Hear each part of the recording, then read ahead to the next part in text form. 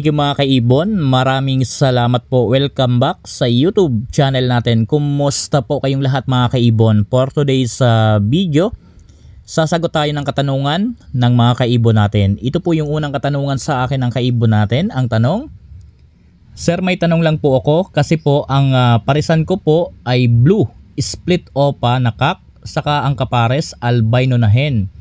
Ano po kaya ang posible na anak nila? Parent po ng blue ay par blue opa kak, saka ang kapares albino na hen. Maraming salamat po.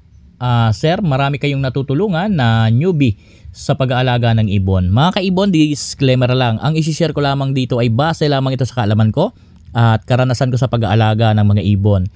So ngayon, sagutin natin yung katanungan ni Sir at linawin natin yung ID ng parisan ni Sir. Ang parisan ni Sir ngayon, blue, split opa kak. Ang kapares albino na hen. Pero ang pinagmulang parent ng blue ay par blue opa kak, saka ang kapares albino na hen. So ito pong blue ni Sir, bali po ang tamang ID po nito blue, split opa, 6 kak, split par blue, split ino. So yan po ang magiging ID ng blue ni Sir. At ang magiging ID ng parisan ni Sir ngayon ay blue, 6 kak, split opa, split par blue, split ino, at ang kapares albino na hen. Mga kaibon, ang ganitong klase ng parisan, maganda po ito. Lalo na po kung merong dugong par blue yung albino ni Sir. Kapag merong dugong albino yan, pwede po yan maglabas ng visual na cremino opa na hen, at pwede po yan maglabas ng albino opa possible split par blue na hen mga kaibon. Pwede rin po yan maglabas kapag nagkak, halimbawa pwede yan maglabas ng cremino possible split opa. Pwede rin po yan maglabas ng albino possible split opa, possible split par blue. Pwede rin po yan maglabas ng cremino na normal na hen. Pwede rin po yan maglabas ng albino na normal na hen, possible split par blue. So yan po ang pwedeng ilabas niyan sa visual.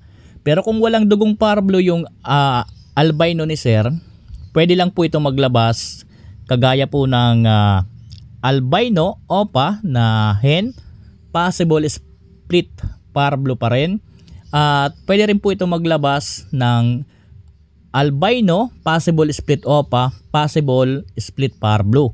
Pwede rin po ito maglabas ng normal albino na hen. So kagaya ng parisan ni Sir, yung albino niya, yung par blue niya at saka yung albino, so yan po ang inanak, blue. Mga kaibon, sa mga non-visual, pwede po ito maglabas ng opa hen, possible split par blue. At pwede rin po ito maglabas ng normal hen, possible split par blue. At pwede po ito maglabas ng possible split opa na kak, possible split par blue. Sa ganitong klase ng parisan, lagi kong binabanggit sa inyo na halimbawa ang parisan kagaya nito split opa, ang kapares normal. So doon sa mga nagiging anak na kak, importante ang test breed. Pero ang kagandahan dito dahil 6 kak yung kay Sir, yung mga anak niya na kak, tingin ko sigurado na rin po ang karga niya na meron dugong opa. So yan po ang kagandahan sa mga 6 kak base sa experience ko. Talagang yung mga nagiging anak na kak din, talagang merong kargang opa line din mga kaibon. So yan po yung unang katanungan sa atin. Sana po nasagot ko ng maayos. Pangalawa na katanungan sa atin. So ito ang medyo kakaiba na nabasa ko sa nagtanong sa atin, kaya ginawan ko din ng kontento dahil importante rin po ito mga kaibon, na sana itong ibibigay kong tips sana makatulong dahil ganito lang din ang ginagawa ko. Ang tanong sa atin mga kaibon, paano ba bumuhay kaibon ng danpalo? Laging may visual danpalo na inakay kaso namamatay agad. Paturo naman, salamat. Mga kaibon, ito kasing mga kagaya ng danpalo, bronze palo, pill palo, saka itong mga ino, mga red eye, kumbaga, medyo mahina talaga ang panunaw nito. Doon tayo minsan nagkakaroon ng pagkakamali sa pagbigay po ng patuka. So kung meron po kayong mga painakay na red eye, kagaya ng bronze palo, dan palo, pale palo, saka itong mga ino, ang masasuggest ko pong patuka na dapat ninyong ibigay, mas maganda yung mga malalambot na seeds, kagaya ng sunflower seeds, canary na plain, at sabayan ninyo ng oat growth. So yung tatlong yan, pwede po ninyong ibigayan. Huwag na kayong maghalo ng ibang seeds na merong white millet or kaya naman red millet, huwag na po yun. Dahil po yung mga binanggit ko kagaya ng white millet at yung red millet, talagang yan ang nakakapatumba sa mga red eye na inakay dahil hindi po yan natutunaw. Hindi po yan basta-basta natutunaw mga kaibon. So ang mga red eye kasi mahihina po ang panunaw niyan. Kaya po dapat ang ibibigay po ninyo yung mga mabilis matunaw na seeds para mabuhay. Sabayan na lang po ninyo ng chick booster or kaya naman kung anong pellet ang gusto po ninyong ibigay, kagaya ng mga Integra. Ang pellet na masasuggest ko, yung meron mga matataas na klase ng protein para po mabilis lumaki rin yung mga inakay. Dahil po itong mga binibigay kong pagkain sa mga red eye, ito rin po yung mga merong matataas na protein kagaya ng sunflower. Talagang maganda po yan. Ito pong canary, okay po yan. Yung oat growth. So bibigay ko sa inyo kung ano ang tamang pagmix ng patuka para doon sa mga red eye. Halimbawa po, 3 kilong canary. Sabayan nyo ng 1 kilong oat growth, sabayan nyo ng 1 kilong sunflower, sabay i-mix po ninyo. So yan po ang ibibigay ninyo everyday. Dati nagtatakal-takal pa ako niyan kaibon, kung gaano karami ang kaya nilang ubusin para hindi masobra ng patuka yung visual red eye natin. Pero nung sa katagalan na kasusubo ko sa ganyang klase ng patuka, kahit damihan mo tuloy ng damihan, okay lang. Dahil po yung seeds nang yan talagang mabilis din po matunaw. Kaya po kahit damihan nyo pong bigay, okay lang po yan. Lalo kung merong mga inakay na red eye na halimbawa 3-4, kahit po damihan nyo ng konti ang patuka doon sa regular na binibigyan ninyong patuka sa breeder, kahit damihan nyo ng konti, okay lang po yan. Basta lang po yan ang ibibigay po ninyong patuka. Canary, oat growth at sunflower. Kung medyo tipid-tipid yung budget, pwede na po ang canary saka yung sunflower. Sabayan nyo na lang po ng chick booster or kaya kung anong pellet ang gusto po ninyong isabay. Once again, ulitin ko, ang mixing doon sa tatlo, canary, sunflower at oat growth, ganito. 3 kilong canary na plain, haluan mo ng 1 kilong sunflower seeds, mas maganda yung maliliit, yung black, at samahan mo rin po ng 1 kilo na oat growth, sabay i-mix. Yan na po ang ibibigay po ninyo. Ngayon, kung medyo tipid, mas maganda kung doon sa isang mix, halimbawa kung nagtitipid kayo, tanggalin nyo lang yung yung oat growth. Pwede po ninyong tanggalin yan. Canary lang, halimbawa 2 kilo ay 3 kilong canary, 1 kilong sunflower, okay na yan. I-mix ninyo, sabay magbigay kayo ng pellet. Kung hindi pellet ang ibibigay ninyo, pwede naman yung chick booster. Tapos kapag medyo 2 weeks na yung mga inakay, magbigay na kayo ng gulay. Ang dapat ninyong ibigay na gulay, yung mabilis din matunaw. Pechay, yan po ang ibibigay ninyo. Mabilis pong lumaki yung mga alaga po ninyo. Ganyan lang po ang dapat ninyong ibigay na patuka sa mga painakay po ninyong red eye. Huwag po kayong maghahalo ng merong white millet, red millet, kagaya po ng African mix.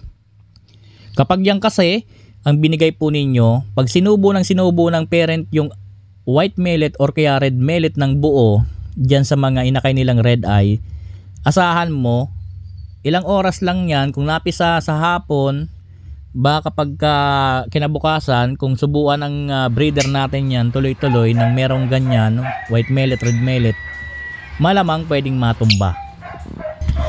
Ngayon mga kaibon, halimbawa, ang binibigay ninyo kagaya niya na mix ng patuka na binigay ko po sa inyo.